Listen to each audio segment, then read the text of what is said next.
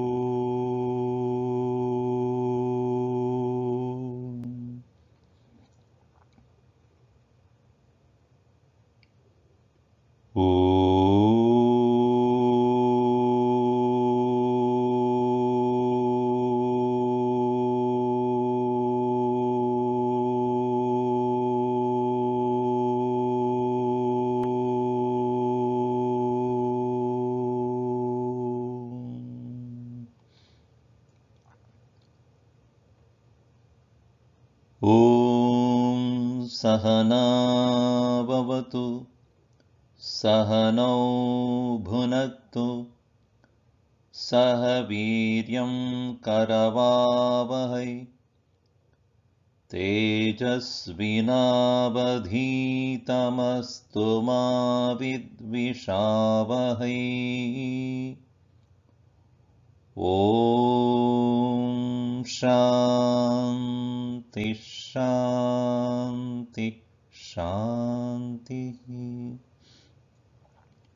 Samasta Jana Kalyane Niratam Karunamayam Namami Chinmayam Devam Sadgurum Brahma Vidvaram.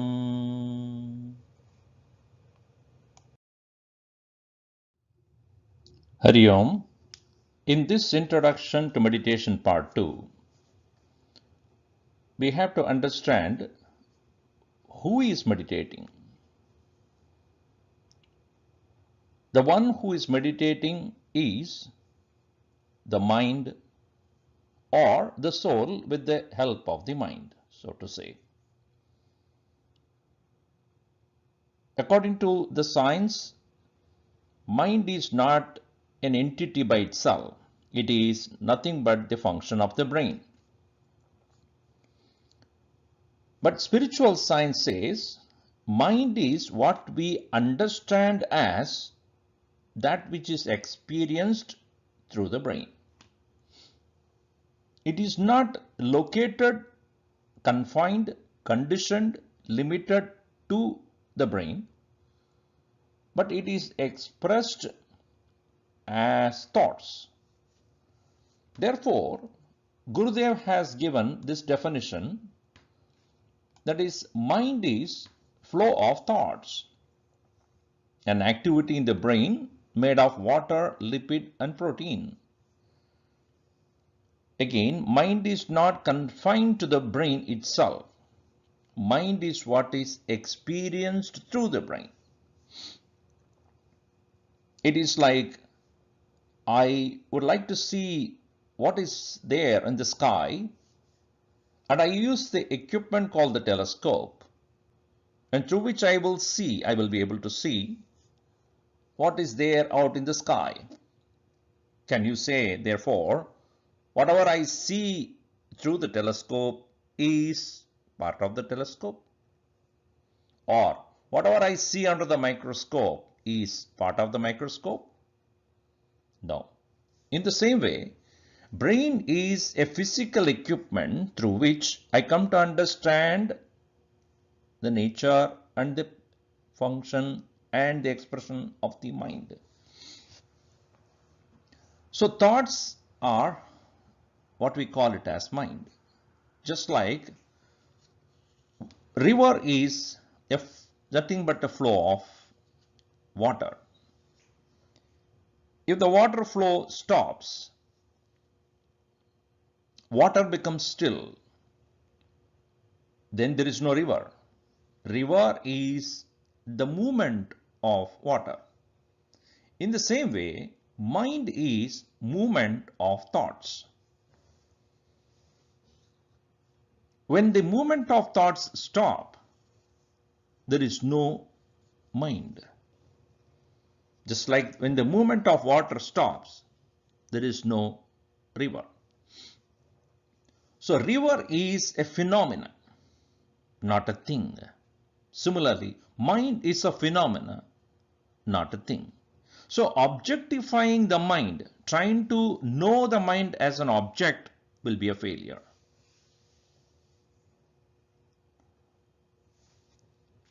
And the second important thing is, at any given point of time, there is only one thought.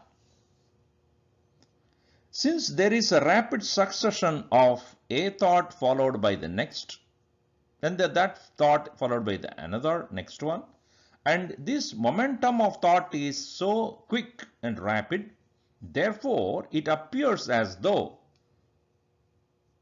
there is the mind, and when we therefore stop the flow of thoughts, we will come to realize that the mind is a phenomenon.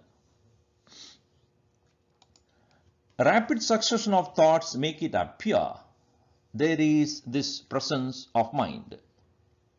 So therefore, in the meditation, the most important thing one has to practice is slowing down the thoughts as a preparation. And all the activities, whether it is worship of God with flowers, or chanting the names, singing bhajans, and various other such practices are done or prescribed only to make sure the mind is slowed down. One can probably practice watching the breath as well as a preparation for meditation. Meditation is to start with the help of the mind, but only to go beyond the mind.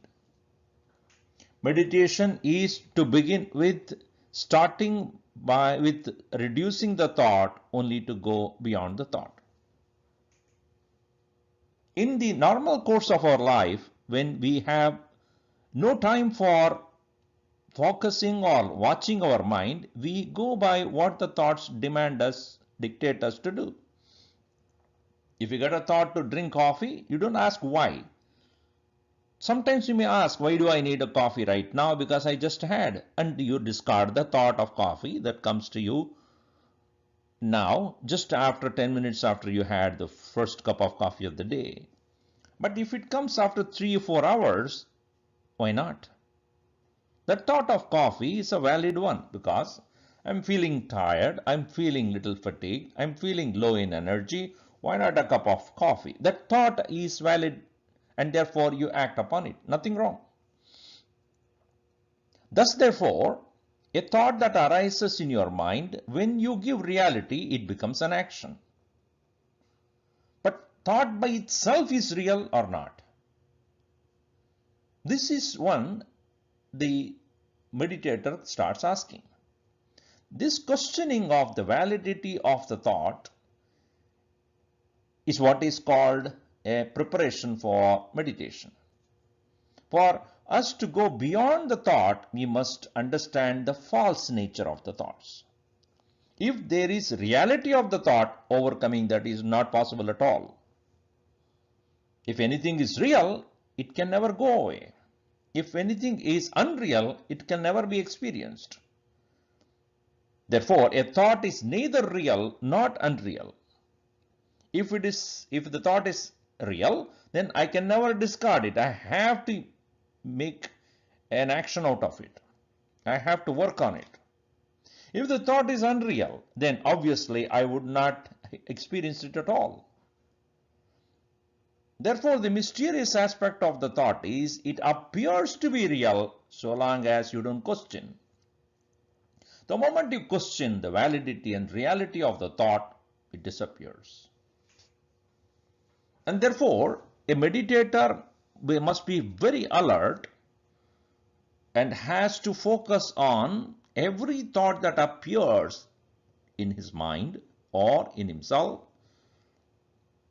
and make sure that one does not get carried away, one is not carried away by the flow of thoughts. And therefore, slowing down the flow of thought is a necessary preparation for meditation.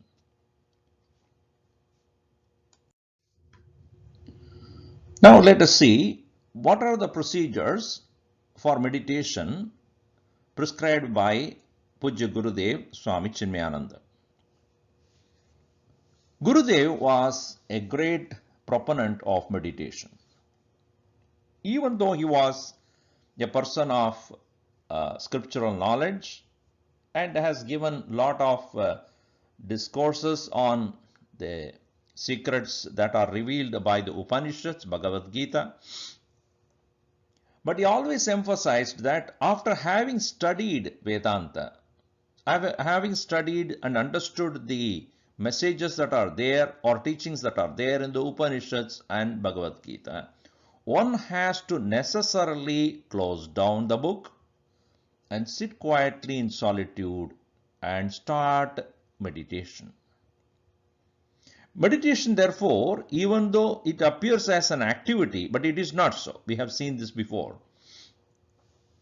So he prescribes some certain steps as a procedure for meditation, and we will see what are the things that he prescribes to us.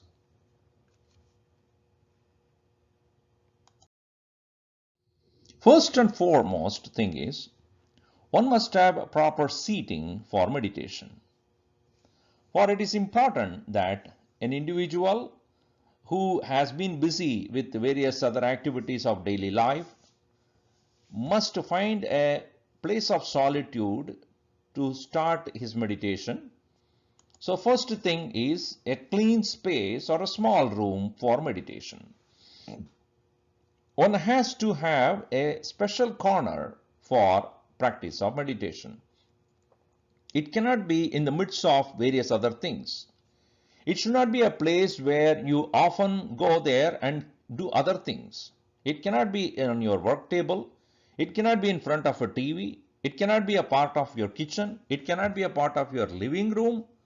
It has to be a place where you sit exclusively only for meditation.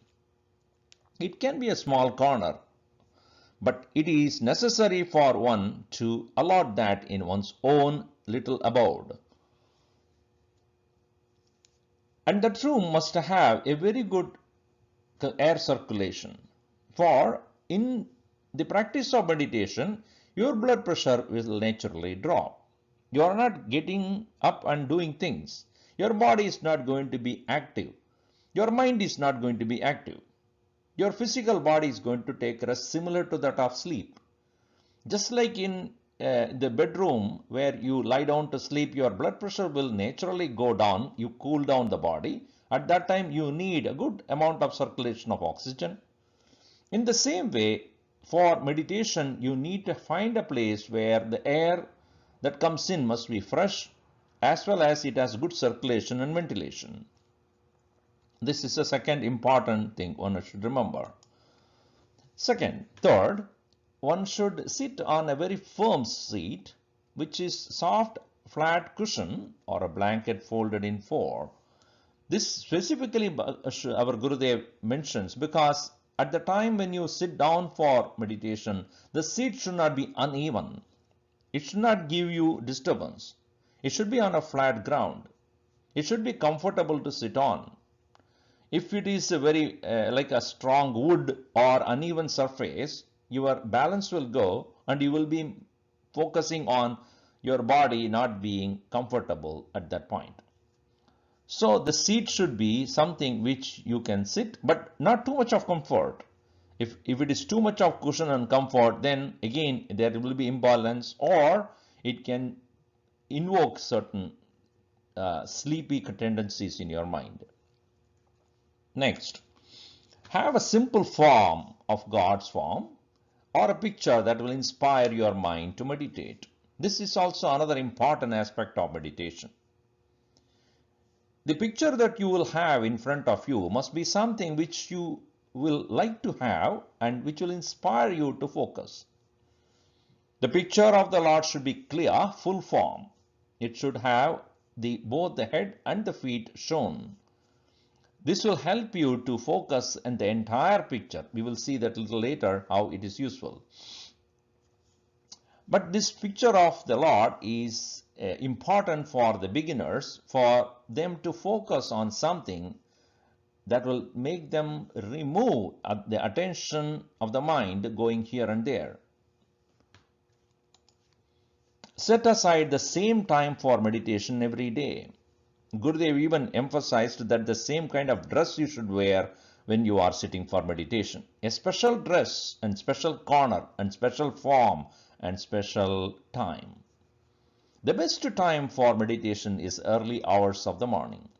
For when the world is not yet woken up, other disturbances have not started, you also have not started becoming a part of the world, the thoughts about what you need to do in the day is not yet started. And if you are in the middle of the day, if you try to meditate, then certain things that you have completed, you will remember, or certain things that you are yet to begin, that will also come to your mind. Also, the body has taken enough rest in the previous night, and you had good sleep. Therefore, the physical body would be comfortable, not tired, and the mind has not began to worry about what's going to happen the day, and such is the best time, early hours of the morning. If you are not able to begin early in the morning, doesn't matter, find a time when you have relaxed. The mind has become quiet. Maybe after your daily activity, you might have gone for a walk, or you might have done your daily chores, completed that, come back, take a shower, relax for a while, and then start your meditation. Do not in a hurry start the meditation, because if you are doing it with a certain amount of agitations in the mind or physical body's tiredness, either rajas or tamas, if you have in your body or the mind, it will not help you in meditation. Therefore, invoking sattva or sattvic quality in your mind is necessary when you start for meditation. Therefore, it is also prescribed that you listen to certain music or bhajan or chant the names, etc. before you start meditation. We will come to that a little later. The posture in which you sit is also very, very important. Because when you are working on a table, when you are seriously engaged in daily routine of the thing, you may not notice that your body is couching. Your back is not straight. You are either leaning onto the table, or you are writing or working on the computer without noticing that your body is not straight. Your backbone is not straight. Your entire back has bent. In meditation, it is a little difficult when you have your body in that condition. It has to be straight. Therefore, sit in a cross-legged position with the right leg over the left leg, a position that will give you maximum base. This is prescribed because this is also known as Sukha Asana, a comfortable posture. It is different from Padma Asana, lotus position. In lotus position, both you are, as it is shown in the picture here, both the feet are up there, only the knees are touching on the ground. This is the best position for meditation. And both the hands are interlocked to each other and put in the front, as is seen in the picture. This is the posture which is prescribed for meditation for all the yogis who have practiced how to sit there. This may give a lot of trouble for those who have not practiced. Therefore, instead of keeping both the feet up above visibly seen, one foot is seen above and another one can be below. But make sure that you don't put much pressure on that, otherwise the blood circulation will clot there and you will start feeling it is numb. So, to create the maximum base, you must make sure that you sit in a posture which is the back is straight and both the knees are touching the ground and folded in the way it is shown in the picture. Now place your palms on your lap. Keep your right palm over the left. This is also important because it is not to engage the hand in any other thing. If you are keeping it aside in somewhere else, and the fingers are wide apart, and it may start doing some other activity, or it may feel cold as well. And to avoid that, it has to be kept in one over the other and motionless. Keep your eyes softly closed. If you are keeping your eyes open, there is a tendency that you will look here and there, or you may be distracted by something that is in front of you. So, in the beginning stages, it is advised that a person should keep his or her eyes closed, not completely tightly closed. It must be softly closed. The soft closure is to make sure that you don't fall asleep. If you are making it tight, it may probably give you some amount of strain in the eyes. Therefore, keep it softly closed. So, keeping your back straight and making sure that you have a maximum base, making sure that the hands are put together and your eyes softly closed. Now, the next important thing which Gurudev prescribes to us for meditation is what is known as thought massage. Just like in a physical massage, the person who is giving you a massage is one who slowly makes you relax by pressing every part of the body softly or a little hard, so that your physical body is removed, the fatigue is removed from your physical body, the strain and stress are removed from your physical body. And this is done with the help of his strong fingers and the strong hand, using the palm, etc. The massage giver would be able to relax your body. But what Gurudev prescribes to us is thought massage, where you, with your mind, entire body you scan. Relax your body and start mentally massaging various parts of your body: the neck, the shoulder, upper arm, lower arm, hands, chest, abdomen, trunk, back, thighs, knees, legs, and feet. Even though it looks very easy, but I would suggest, and Gurudev also suggests, go very slow as you can. Starting from either the toe of your body, the right foot, and travel all the way up and then come back to the left toe, to the toe of the left foot. That can be one procedure. Or start with both the feet, start from the toes and slowly raise your attention from there to all the way up to the top of your head. This is to be done very carefully, because you are not going to physically do anything. Your mind is traveling to the tip of the toes of both the feet, remembering them in your mind and giving the message, relax. And thus the mind is sending its message of relaxing to the toes. You may count each finger, each toes in your feet, and then you can start from there or together as a single unit, and slowly raise your attention from there onwards to every part of the body until the point you come to your eyes and all the way up to the top of your head. By this time, you would not only feel relaxed, but make sure that once a particular part of the body has been sent a message to relax by the mind, you don't move that particular part of the body thereafter. Thus, at the end of your thought massage, the entire body is in a steady position without any movement. Mind has taken care of sending the message of relaxation to them, and thus you are ready for next 20 to 30 minutes of movementless meditation. Physical body has gained the ability to remain undisturbed, unmoving, and sitting straight. This is the purpose of thought massage. Let the mind inspect each muscle, releasing its stiffness and tension. Once the body is relaxed, mind is fresh, available to proceed further to the next stage. Gurudev suggests us thought parade. Thought parade is an important aspect of meditation, because in the regular daily routines of your life, various thoughts that appear in your mind, various emotions, various feelings, various memories that appear in your mind, and every thought that passes through your mind leaves an impression. And every thought, when you become aware of, obviously, a thought cannot go away without you paying attention to it. If you are not paying attention, the thought doesn't exist.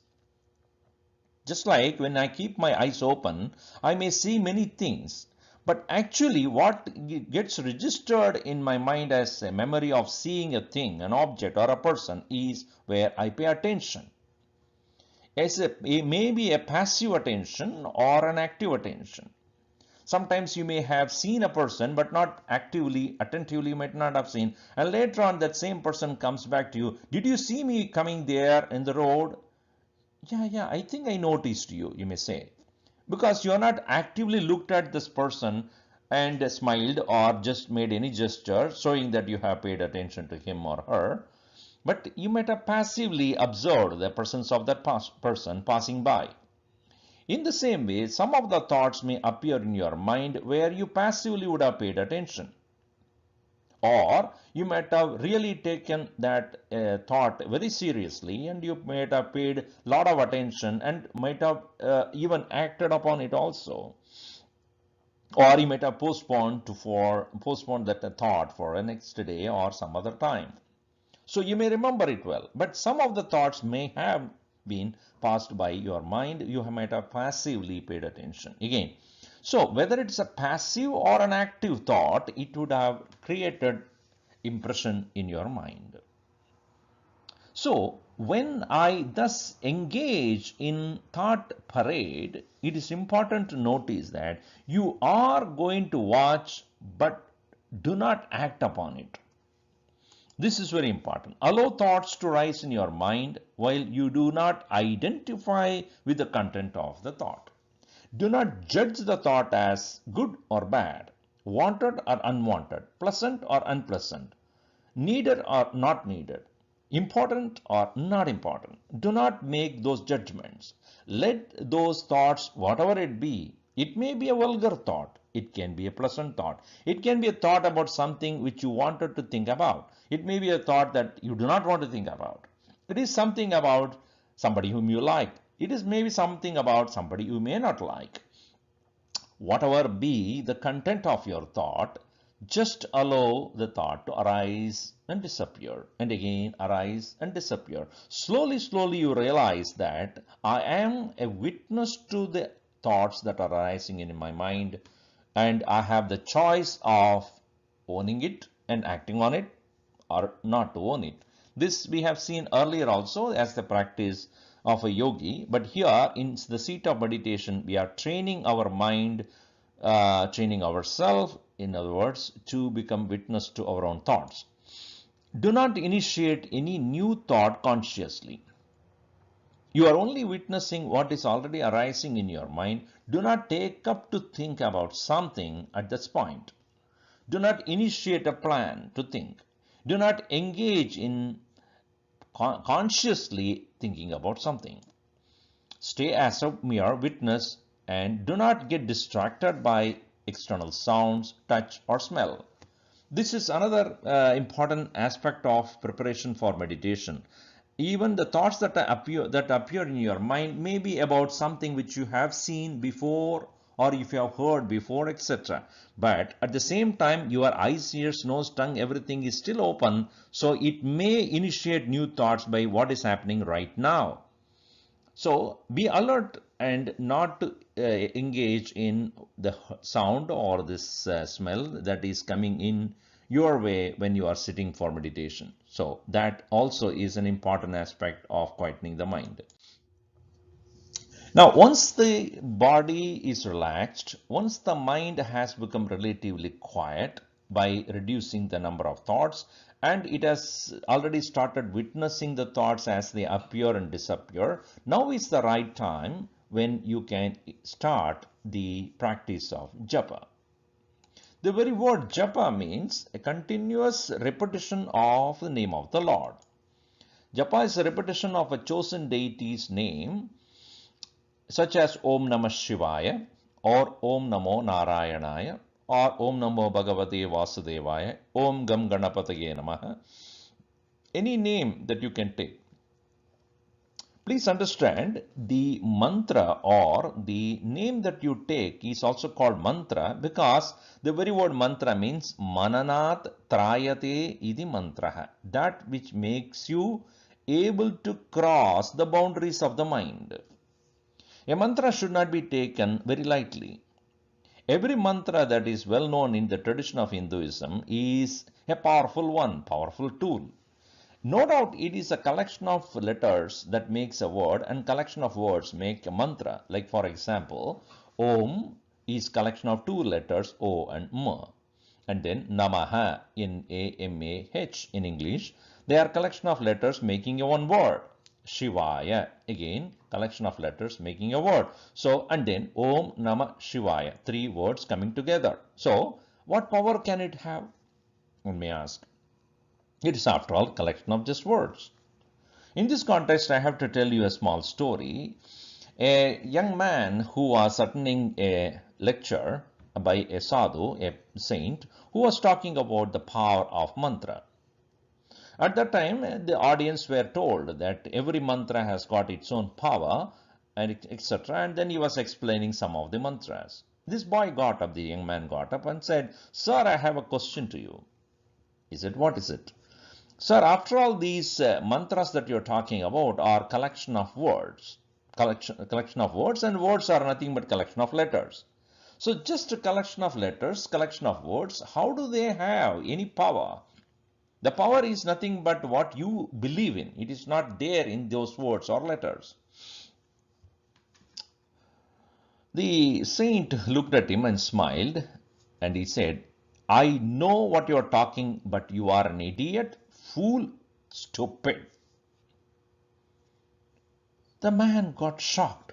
The young man felt so ashamed, intimidated, and he felt so ashamed and angry. And so with his body shaking, he said, "How dare you call me those words? As stupid, as fool. And how can you call me those names? Because just because I do not agree with you and asked you this, what is the validity of saying that mantras have power? You're calling me names? I don't want to be in this audience where everybody is blindly believing what you say." And he started to walk out. The saint smiled and said, "Hey, stupid idiot, fool, come back and sit in your seat." Again, those three words. He got very upset. He said, "Again you are calling me names?" "Yes, idiot, fool, stupid, I am calling you those names." So he looked at the audience and said, "You are still believing in this fellow's lecture that he says the mantra words have powers?" The saint smiled and said, "Is it not true that you are getting agitated by what I said? I just said some words. Why are you getting agitated? Why are you disturbed? Why are you angry?" The man replied, "Obviously, you are calling me names. Those stupid, fool, idiot are the names which you are addressing me." The saint again smiled and said, "Yes, exactly. This is the point which I am trying to arrive at. So long as you do not identify with those words related to you, they will have no power. When I called you idiot, when I called you stupid, when I called you fool, you know that you are being addressed, right? Yes, of course. Therefore, you got agitated. In the same way, when you say Om Namah Shivaya, Om Namo Narayanaya, the meaning is I salute and surrender to Shiva. I surrender to Narayana. If you can understand what is that spirit of surrender, then every time you utter, you mean it, you feel it. If you are just chanting the name without knowing the meaning and the spirit of it, it is just a collection of letters and words, as you said. The young man understood and felt very ashamed, and he said, "I'm very sorry, sir, I didn't understand the relevance and importance of those mantras. Now I understood." So therefore, when you take up to Japa, any name, it's better that you receive it from a person who's already practicing it, not just to pick up anything you want. Go to a person who's already practicing certain practice of meditation or japa, who is using certain mantras, and ask him or her about initiation. This is called initiation, where the person who has already practiced and benefited out of chanting, he has found the efficacy of those japa or the names and mantras, and he or she will be able to initiate you into a particular mantra. Many times the mantras are given to those who wanted based upon the temperament and the nature of the person. And that's a different topic altogether. We'll not get into that right now. But using the japamala is very important. Use a rosary or japamala and rest it on the middle finger of right hand. Use the thumb finger to move each bead in sync with chanting. Move the beads towards yourself. So the rosary should be used as a means to count as though, or to means to make sure that you are not losing your attention. That's more precise definition for that. So if you are using a japamala, it is an external support to make sure that your mind is not drifting away somewhere. So every time you chant, use your thumb finger and make the bead move towards you, while you rest the japamala on the middle finger of your right hand. And do not use the index finger, because the index finger represents ego.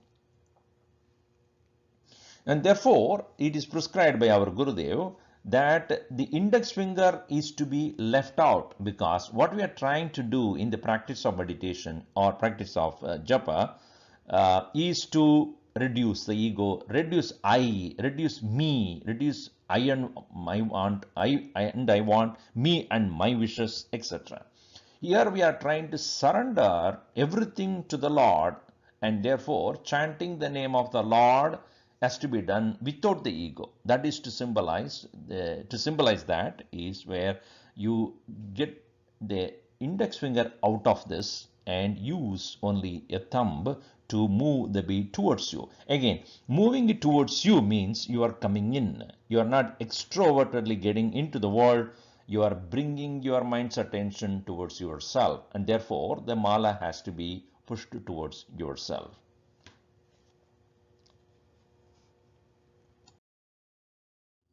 Once you have finished the practice of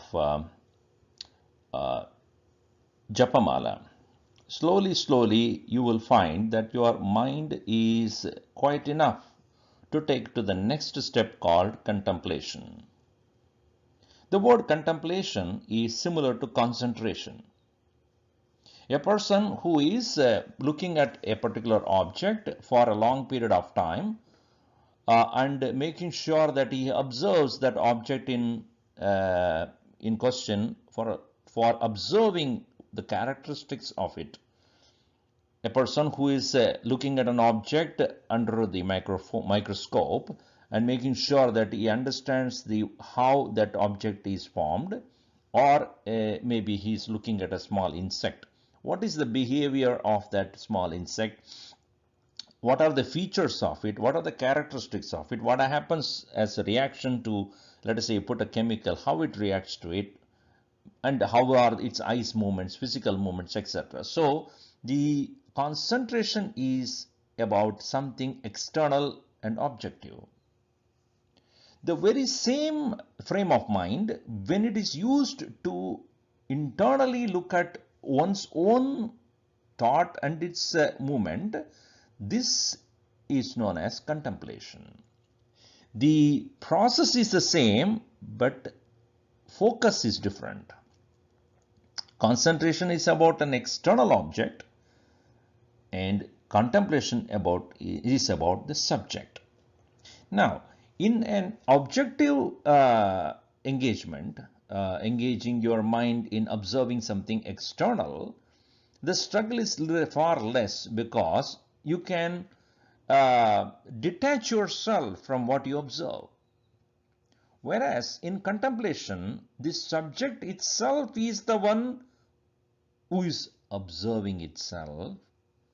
The contemplation is attention upon oneself by oneself. Therefore, detaching from it is not easy.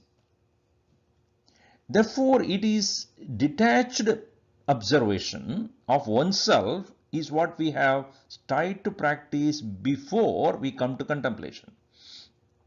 When we did the thought parade, the original purpose is to make sure that you remain as a witness to your own thoughts.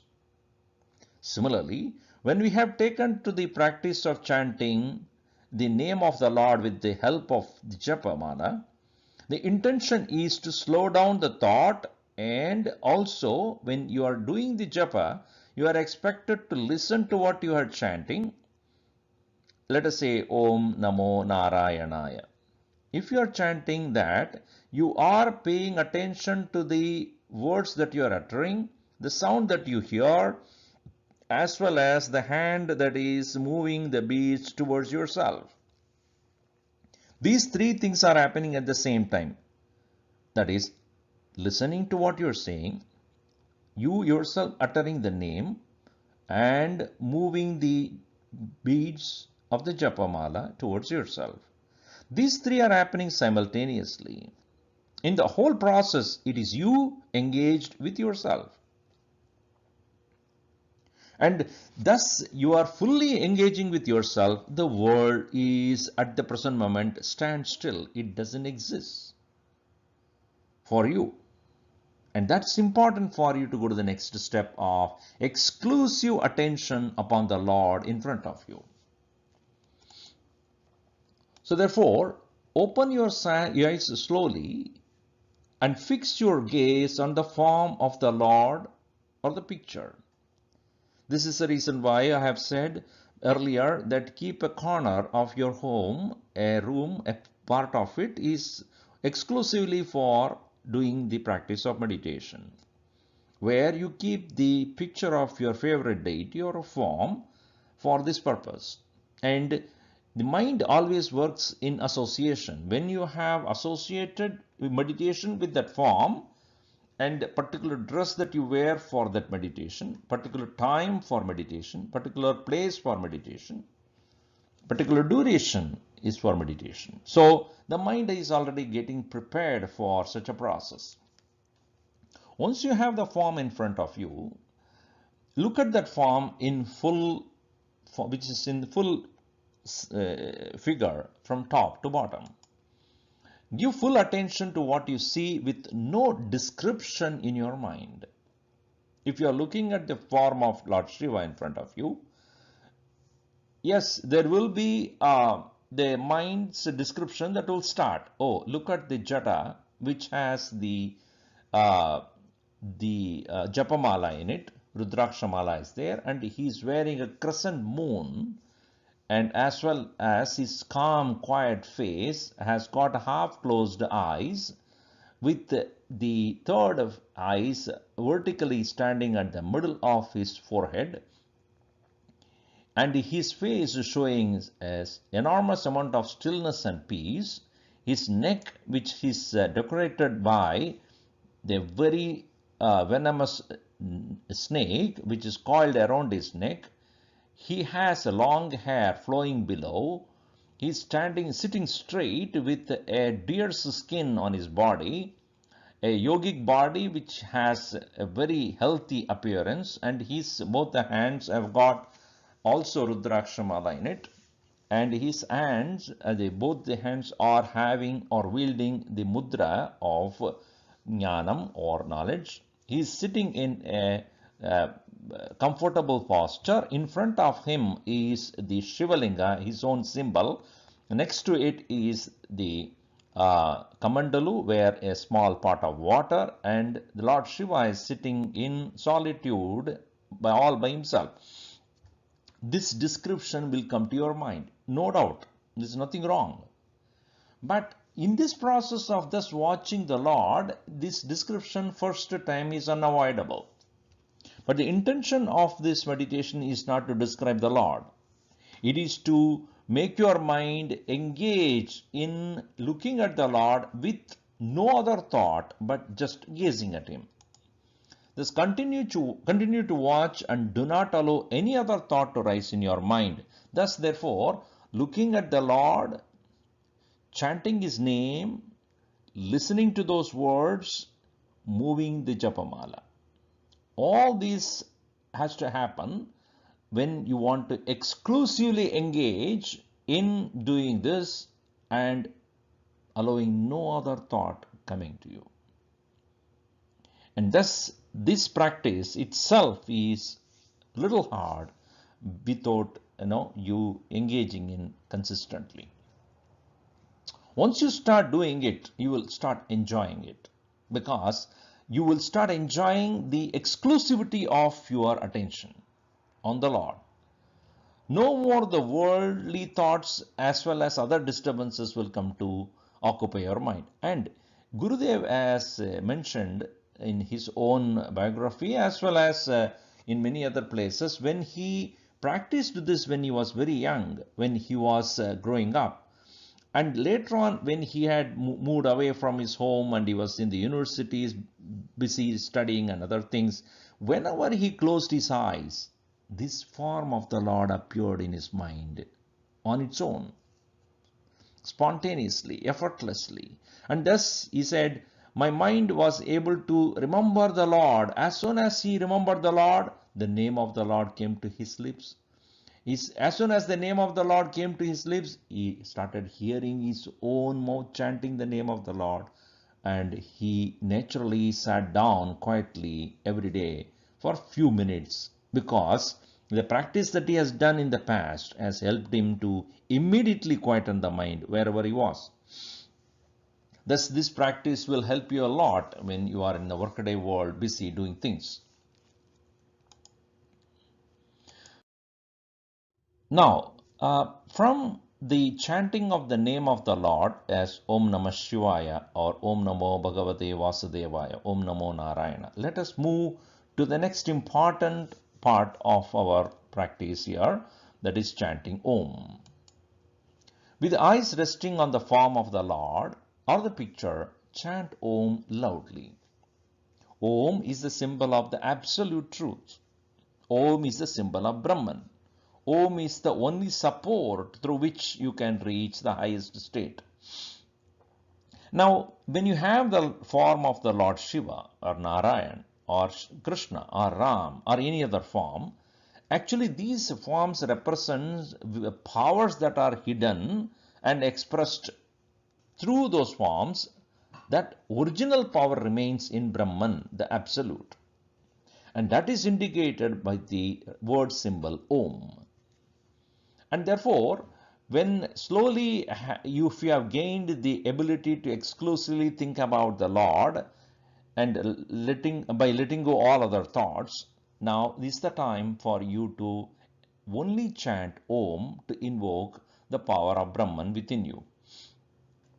Why do you need to chant loudly? Because the chanting of Om should be heard by you without any other thing in your mind. So continue to chant Om rhythmically and let the vibration of the sound envelop your body and the room. Therefore, the practice of chanting Om should be done when others are not around you, because when you chant, the others should not get disturbed by that. Therefore, in solitude, this chanting practice should go on. And thus you continue to chant Om by taking a deep breath and starting with A, followed by U and Ma.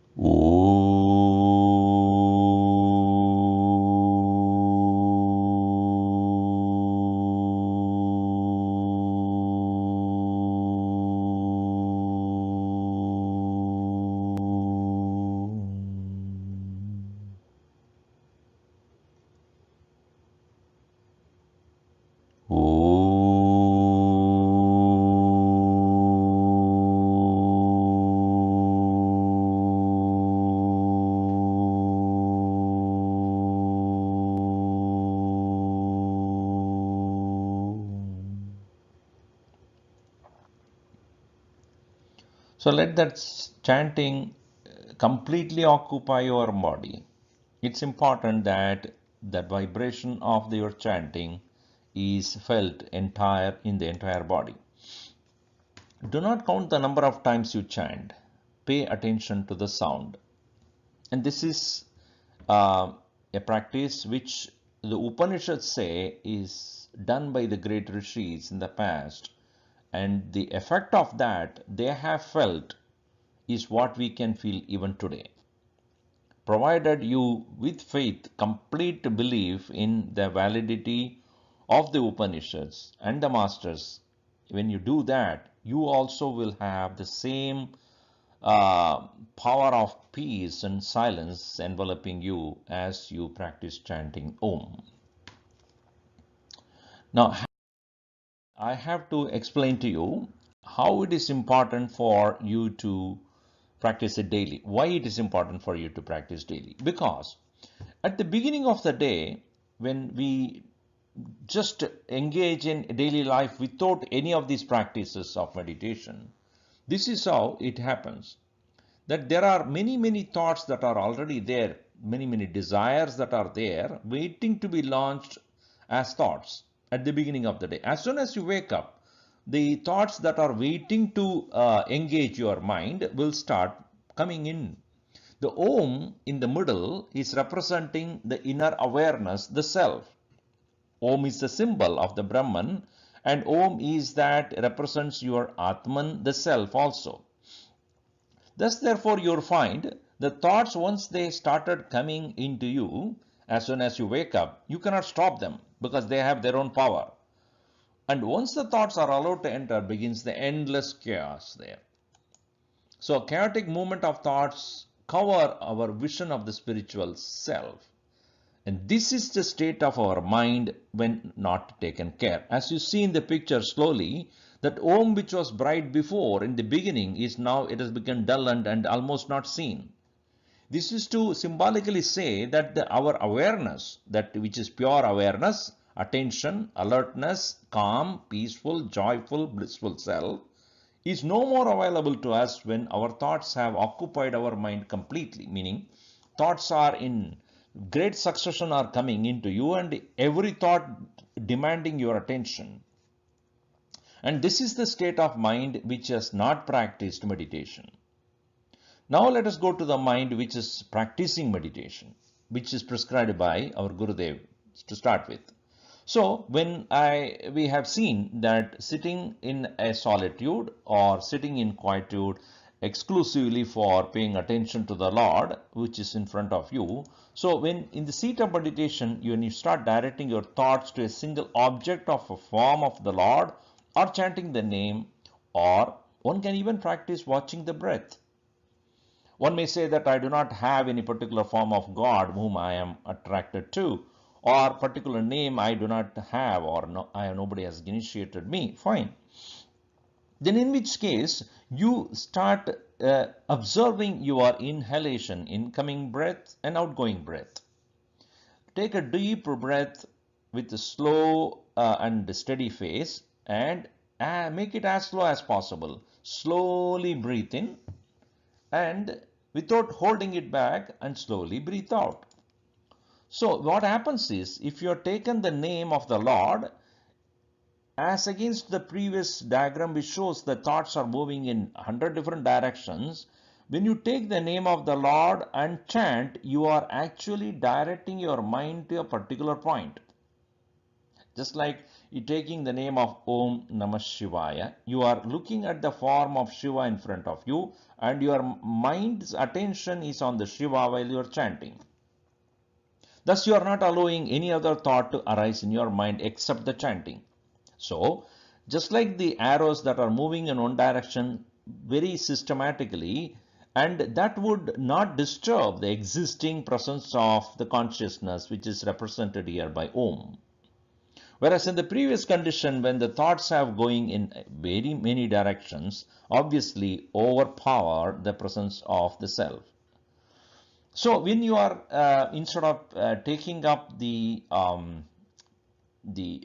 name of the Lord or form of the Lord, you can choose to just take breathing as a support, in which case every breath that you take is taken as an arrow here. You take a deep breath slowly and release it. This release is what is indicated by the arrow that is moving. Again, take a deep breath and slowly release it. Again, take a deep breath and slowly release it.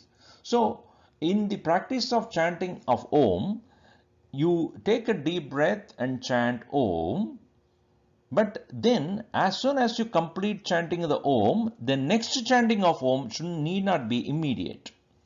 Slowly, slowly, your one chanting of Om and the next one should have enough time in between. So this focus on the silence between the two thoughts and maintain awareness of the silence. So let me give you an example now here.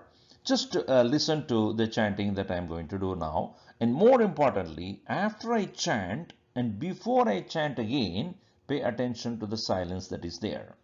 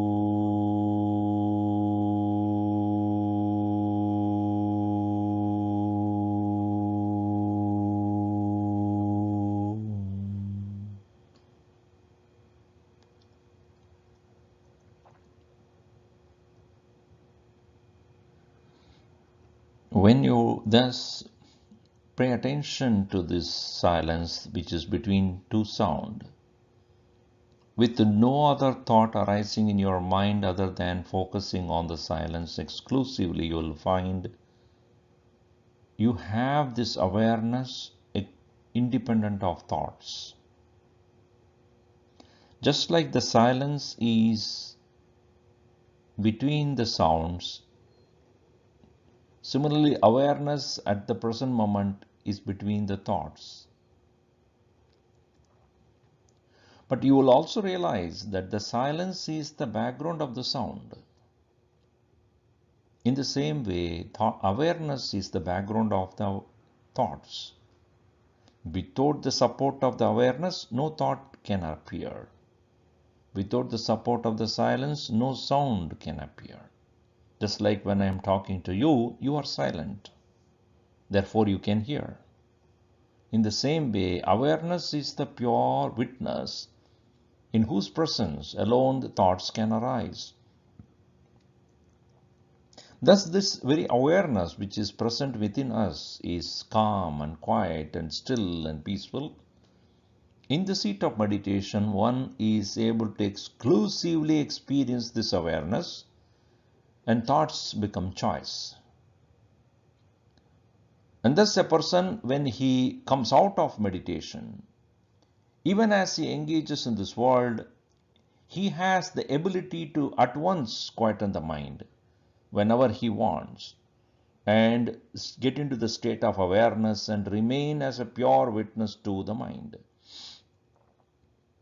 And meditation, therefore, will become a very interesting part of daily life.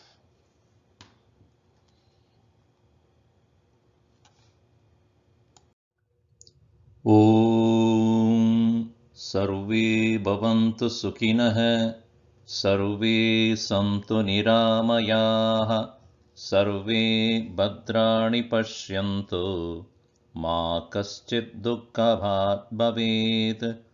ॐ शान्ति शान्ति शान्तिः। हरिः ॐ श्रीगुरुभ्यो नमः। हरिः ॐ।